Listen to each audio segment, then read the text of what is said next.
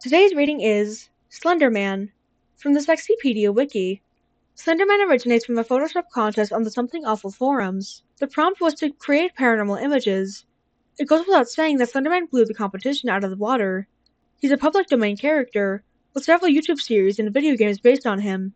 The first and most famous YouTube series, Marble Hornets, received a theatrical adaptation, and the fan game Slender the 8 Pages became a sleeper hit after a compilation of players reacting to its jump scares went viral on YouTube.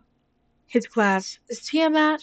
His aliases include the Administrator, Operator, the Man in the Suit, Master, the Watcher, the Stalker, Slendy, and Slender Dad, and his sources are Something Awful, Slender the 8 Pages, and Marble Hornets. Archetypes: fourth wall blurring. In most depictions of him, they feature having the ability to glitch out gameplay when you, the player, is near him. Slenderman jump scares you either from being too close to him or failing to get all of the pages before he could get you. As that happens, loud static in his blank face appear and ends your game. Another depiction of him that has him taunting the player is from the game Slender the Arrival.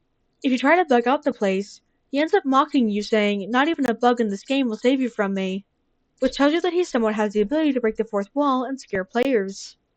European. A lot of the fake lore around Slenderman poses him as an ancient Germanic myth called Der Grossman, or the Tall Man. Eldritch/glitching. Look at him. Tentacles. Abnormally long legs and scary faceless man. Once you fail, he glitches you out. He has it all covered to be an all-Eldritch being that gives you a hard time. Also, in many interpretations of him, he acts like some sort of all-guardian powerful monster, who has the ability to manipulate and give sickness to people, which is shown in the Marble Hornets series.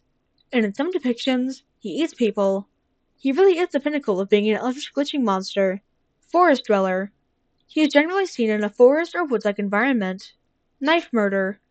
Unlike other creepypastas, he doesn't have a sweet weapon like a scalpel or a knife. Rather, his black tentacle does the stabbing trick, penetrating you multiple times or tightly choking your body out. Monsterization. In the fandom, Slenderman has multiple versions of him that are actually his blood-related siblings. Each of these versions of him always rhyme with the name Slender. One is Slenderman, which is a clown-esque happy version of him, which would you believe is a Neil Cicerega creation.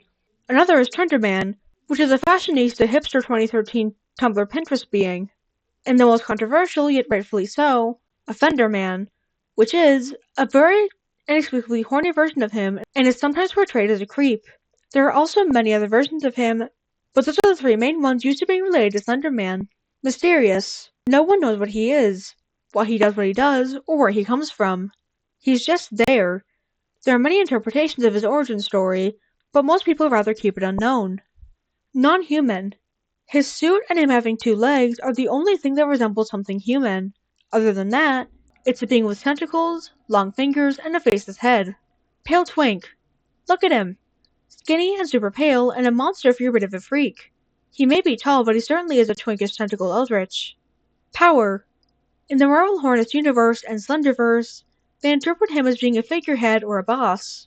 Slenderman chooses some mentally ill teenager and takes them under his wing for a group named Proxies. His Proxies take whatever mission he assigns, and they are following him either from devotion or fear.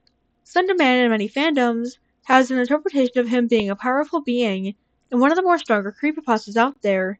All of this proves that this man has the ability to kill and overpower you. Urban legend aesthetic. He is literally an urban legend. If you were a kid who didn't know better back in 2012, we bet that you probably would piss your pants, thinking he was real. Villain.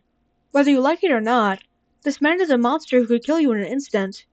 Many people make him seem like a dad over his proxies and other creepypasta characters, even calling him Slender Dad, but if we're being honest, this man is a manipulative being who can literally eat you out.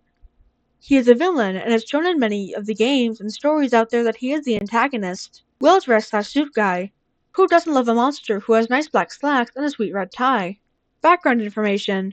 The copy and paste aspect of creepypastas means that anyone on the internet can publish their own takes on his lore. Fans refer to popular beliefs as the Slenderman mythos, and fanworks that include him are part of the Slenderverse. Common fan beliefs of him, such as him putting 8 pages for people to collect and hope they fail. Having a multitude of abilities that is borderline overpowered like teleportation, telekinesis, camouflage, slender sickness, and more.